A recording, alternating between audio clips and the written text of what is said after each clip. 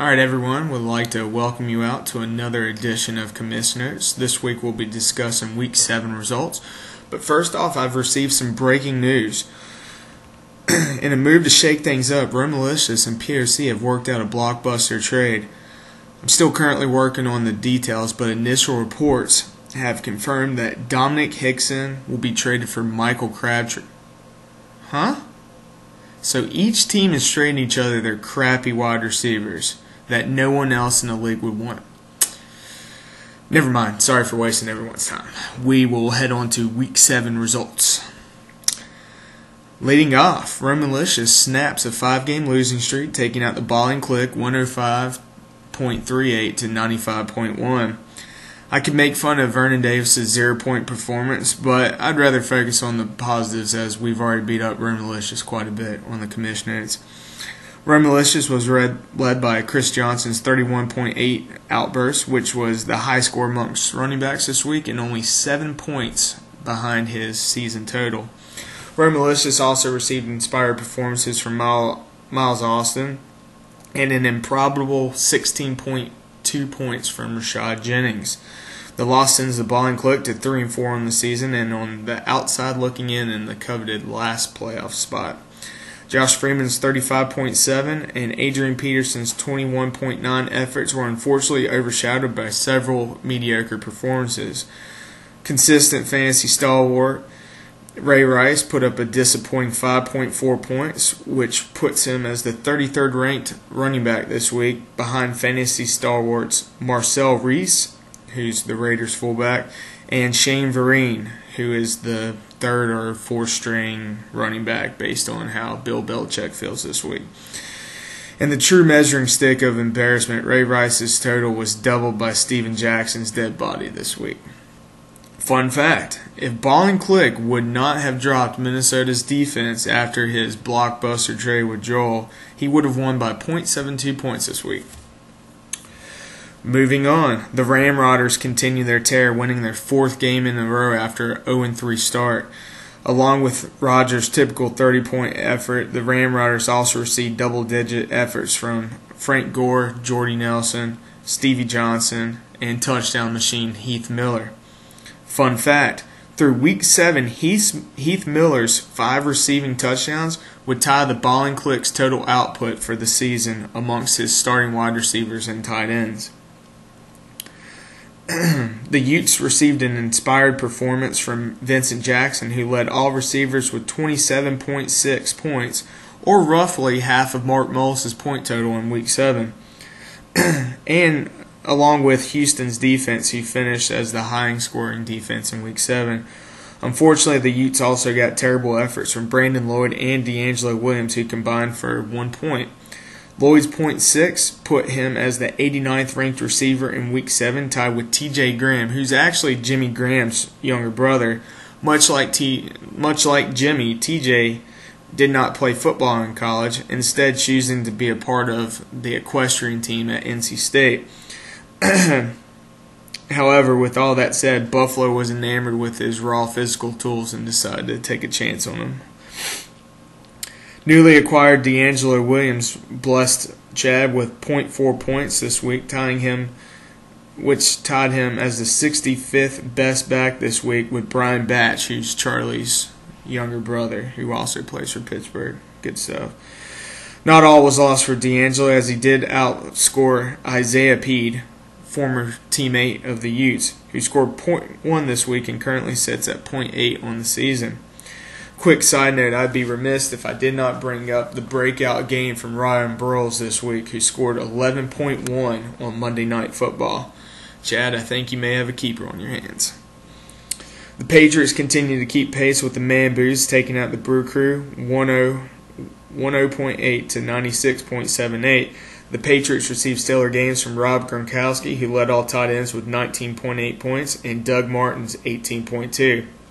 Those efforts, along with the Patriots' defense, 16 points, helped overshadow poor performances from Andy Dalton, A.J. Green, and Calvin Johnson, who combined for 18.3 points, which will be 2.6 points less than LaRod Stevens-Howling's Week 7 output. Fun fact, Through week 6, Calvin Johnson has scored 65.20 points, which ranks him currently as the 15th best wide receiver, compared to this time last year when Calvin had 116.2 points, which ranked him as the top receiver in fantasy football.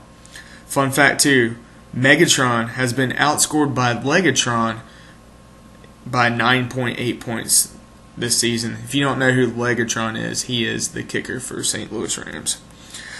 The Brew Crew's loss sends them to 4-3 on the season and hanging on to the last playoff spot. It was a pretty solid day from the Brew Crew, as there was nothing really funny to add with the exception of tight end Kyle Rudolph.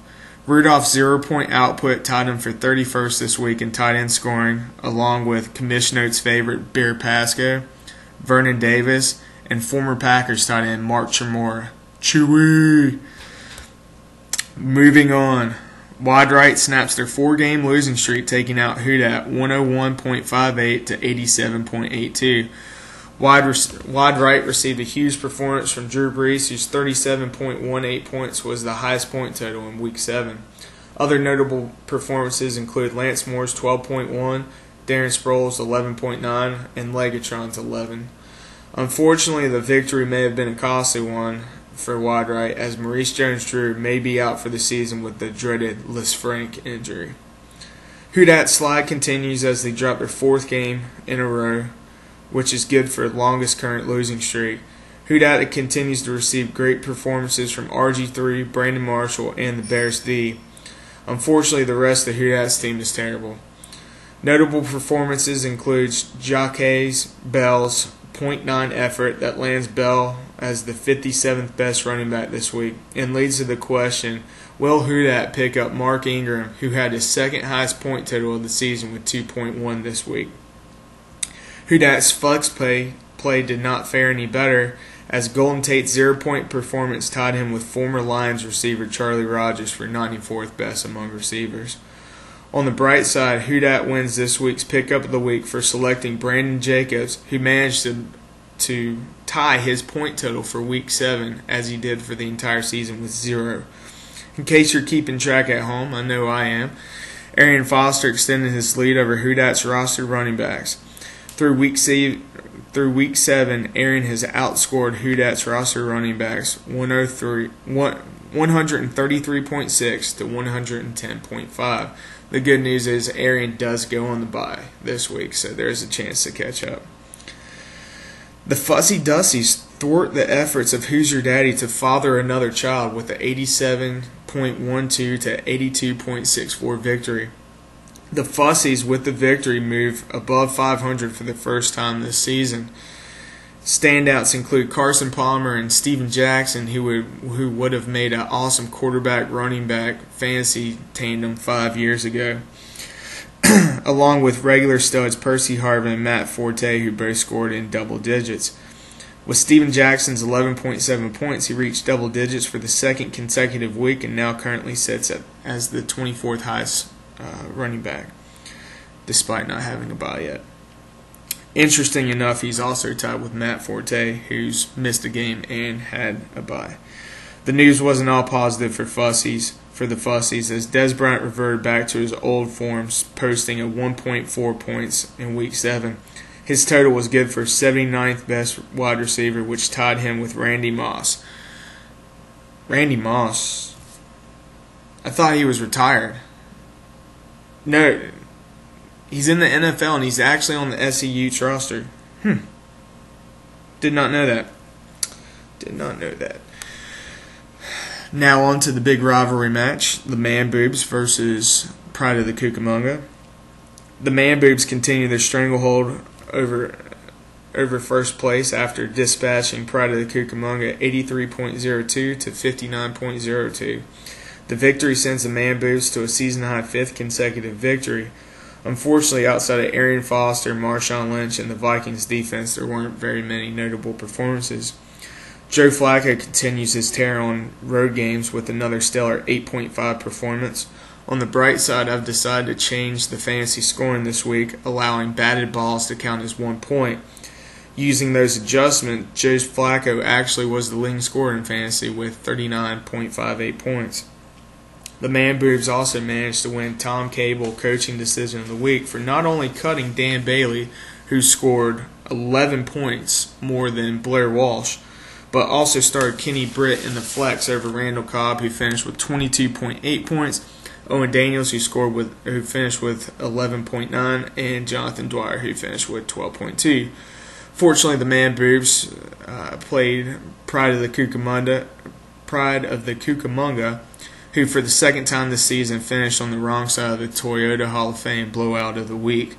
Despite being 3-4, POC currently has the lowest point total in the league, trailing Who's Your Daddy by 20 points. POC received double-digit efforts from Cam Newton and Antonio Brown, whose 29.2 points accounted for 50% of POC's scoring. I could really come up with a bunch of other funny stats about how terrible his team was, but it's getting to the point where it's almost comical how easy it is. So I'll leave you with one. Fun fact: despite not having a bye week yet, first-round pick Larry Fitzgerald, 63.9 points, currently ranks him as the 19th best wide receiver in fantasy through Week 7. 6.9 points behind Andre Roberts, who's his teammate and is currently available in our league. Moving on to Week 8, we have the Man Boobs taking on Rome Malicious in what appears to be a mismatch on the paper.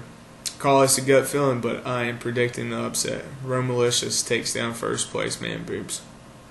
Wide Right takes on the Patriots. The Brew Crew takes on Pride of the Cucamonga with half of Joel's starting lineup on bye. Moles might actually have a chance this week. I'm predicting the first team to 60 wins this week.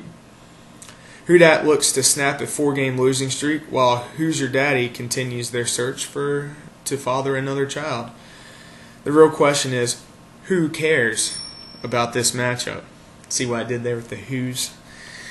Moving on, the Fussies take on the Ramrodders with major playoff implications. My prediction in this one, Steven Jackson finds a way to disappoint Dusty. In our last matchup, the Utes take on the Balling Click as the Click looks to avoid the dreaded Wayne Chad 2-game losing streak, or as I like to call it, pulling a Dusty. That's all we have this week for Commish Notes. As always, hope you enjoyed, and we will see you next week.